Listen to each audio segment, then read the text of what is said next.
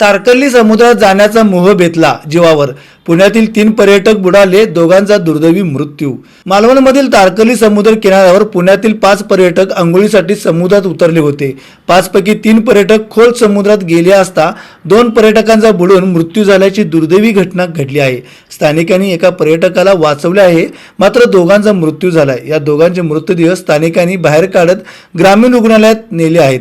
खोल समुद्रात जाऊ नये असे स्थानिकांनी सांगून देखील पर्यटक खोल समुद्रात गेल्याने ही दुर्दैवी घटना घडल्याची माहिती समोर येत आहे. याबाबत मिळालेल्या माहितीनुसार आज शनिवारी दुपारी 12 वाजेच्या सुमारास पुण्यातील काही पर्यटक तारकर्ली समुद्र किनाऱ्यावर आंघोळीसाठी आले होते.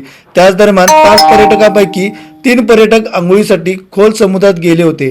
स्थानिकांनी त्यांना खोल समुद्रात जाऊ नये असे सांगितले होते, तरी देखील हे पर्यटक खोल समुद्रात आंघोळीसाठी गेल्याने ही दुर्दैवी घटना घडलेली आहे. Bureau report, SBN Marathi, Tarkarli.